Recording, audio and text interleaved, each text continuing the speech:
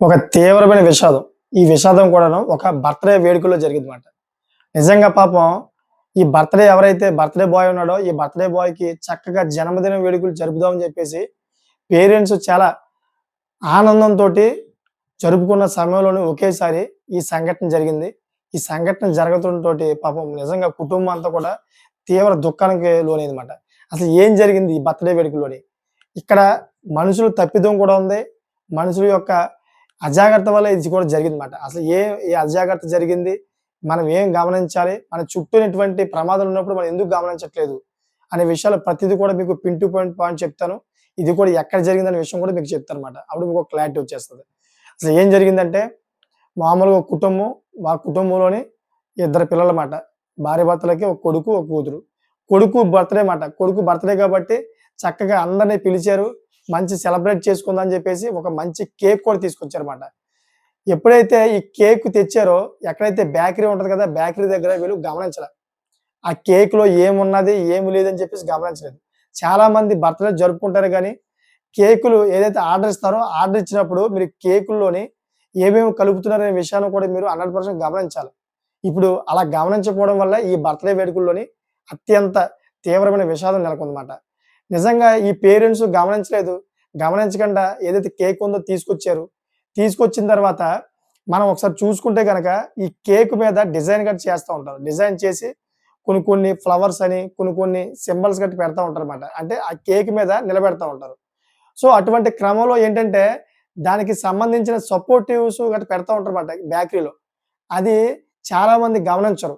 ఎందుకంటే బేకరీ వాళ్ళు కూడా చెప్పాలది. అది కరెక్ట్ కాదు. బేకరీ వాళ్ళు ఏదైనా కేక్ తయారు చేసినప్పుడు ఆ కేక్‌కి సంబంధించిన ఏదైనా సపోర్టివ్స్ అంటే లోపల ఏదైనా మీరు పెడితే గనక దాన్ని ఎవరైతే పట్టుకెళ్తారో వాళ్ళకి చెప్పాలి. సో, ఇప్పుడు ఈ కేక్‌లో ఏం పెట్టారంటే వీళ్ళు ఏదైతే పైన ఈ ఫ్లవర్స్ అన్నీ కూడా నిలబడ్డానికే కొన్ని కొన్ని బొమ్మలు గట్టా నిలబడ్డానికే కొన్ని ఐరన్ తీగలు పెట్టారంట. చూడండి ఒకసారి. ఐరన్ తీగలు పెట్టి చిన్న చిన్న ముక్కల్లాంటి ఐరన్ తీగలమాట. గుచ్చి ఆటిల మీద ఇయి పెట్టారంట. సో, ఇది గమనించిన తల్లి పాపం ఒకేసారి ఆ మొక్క ఏదైతే ఉందో ఆ మొక్కను తీసి ఆ పిల్లవాడి నోట్లో పెట్టింది. ఎప్పుడైతే ఇలా పిల్లవాడి నోట్లో పెట్టిందో పిల్లవాడు సరిగ్గా నవలకంట అది కొంచెం లూజ్‌గా ఉంటది కాబట్టి కేకు ఆ కేక్‌ని మింగేసాడు. ఒకేసారి మింగేసేటప్పటికి దాంట్లో 2 ఐరన్ ముక్కలున్నాయి. సో, ఒక అరగంట తర్వాత నిజంగా పాపం ఆ పిల్లవాడికి విపరీతమైన కడుపు నొప్పి. ఎంత కడుపు నొప్పి అంటే నిజంగాను ఆ పిల్లవాడు తట్టుకోలేకపోతున్నాడు పాపం. ఏం జరిగిందిరా" అంటే, "ఏం తెలియట్లేదు. నాకు విపరీతమైన కడుపు నొప్పొస్తుంది. చనిపోయేలా ఉన్నాను అమ్మా" అని చెప్పేసి పాపం ఏడుస్తా ఉన్నాడు. సో, ఇంకా ఆ తల్లిదండ్రులు పాపం ఇంకా ఆ బర్త్‌డే పార్టీ కూడా అయిపోయింది. అయిపోయిన తర్వాత ఈ పరిస్థితి నెలకొనేటప్పటికి పాపం ఏం చేయలేని పరిస్థితిలో ఏమన్నా హుటాహుటిన హాస్పిటల్‌కి తీసుకెళ్లారు. అంటే బర్త్‌డే వేడుకలు పాపం ఒక అరగంట కూడా లేదు ఆళ్ళకి సంతోషం.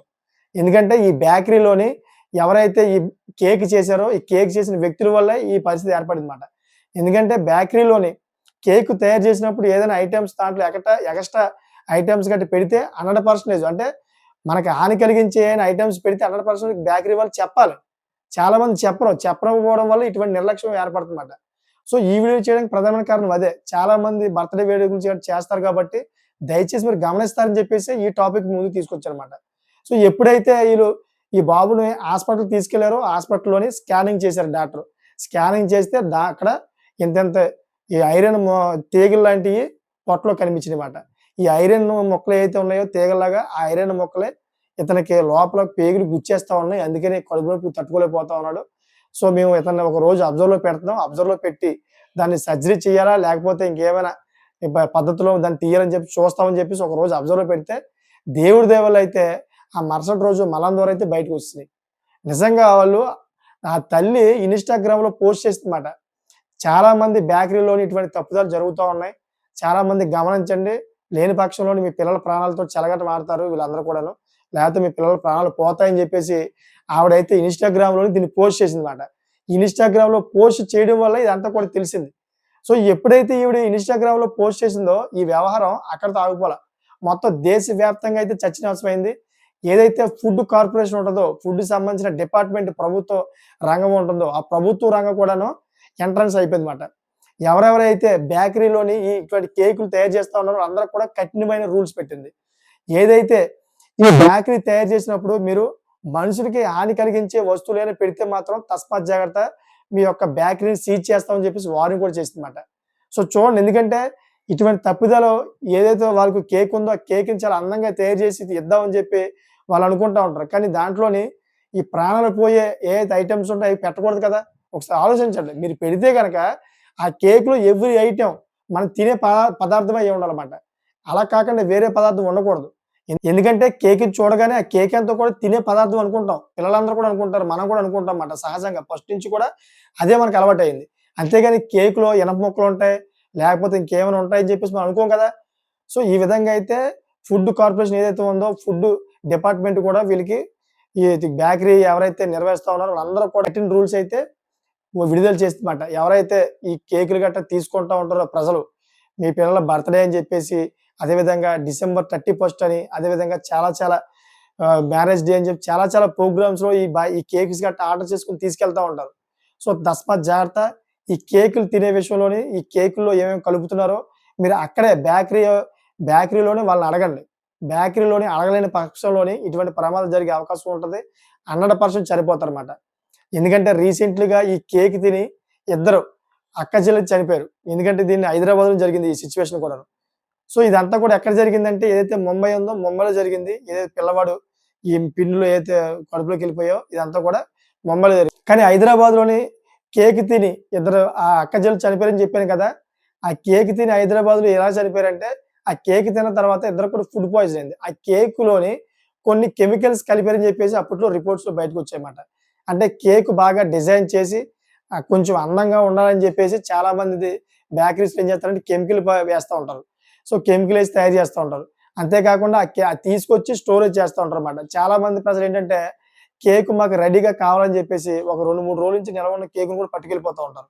దాంట్లో రసాయనాలన్నీ కూడా ఏర్పడి అది తిన్న తర్వాత ఎవరికైతే రోగ నిరోధక శక్తి తక్కువగా ఉంటదో వాళ్ళు తట్టుకోలేక జీర్ణశక్తి తీసుకెళ్ళి కిడ్నీ మీద కొడతమాట. సో, అటువంటి సమయంలోని చనిపోతారు. ఆ విధంగా అయితే ఇద్దరు అక్కచెల్లెలు కూడా చనిపోయారు.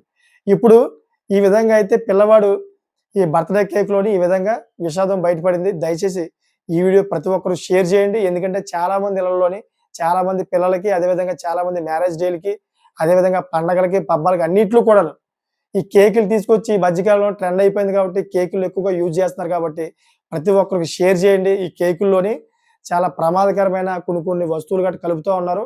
అది గమనించి ఆ కేకు ఎక్కడైతే తయారు చేస్తారో వాళ్ళని అడిగి కనుక్కొని అప్పుడు ఈ కేక్‌ని తీసుకెళ్ళి కట్ చేసినప్పుడు కూడా తగు జాగ్రత్తగా తినండి అని చెప్పేసి మీరు వాళ్ళకి షేర్ చేయండి. అదేవిధంగా వాళ్ళని మనం కాపాడుకున్నోళ్ళు అవుతామన్నమాట. అంతేకాకుండా ఏదైతే కేక్ పైన డెకరేషన్ కోసం పెడతారో కొన్ని కెమికల్స్ గట్టా ఏసి, కలర్స్ గట్టా వేసి అన్నీ కూడా పెడతా ఉంటారన్నమాట కేక్ పైన.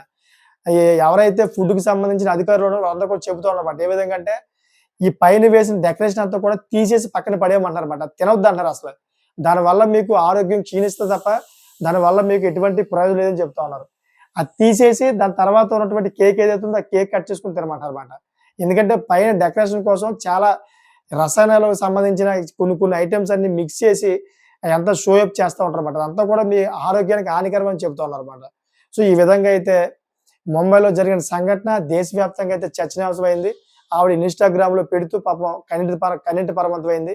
నిజంగా నా కొడుకుని దేవుడే రక్షించాడు. లేని పక్షంలోని ఏమవునో నిజంగాను. పుట్టినరోజు వేడుకలు మాకు చాలా దుఃఖాన్ని మిగిల్చాయి నిజంగాను. చాలా బాధపడ్డాం మేము అని చెప్పేసి ఆ ఇన్‌స్టాగ్రామ్‌లోని చాలా పెద్ద పోస్ట్ చేసిందన్నమాట ఆవిడ.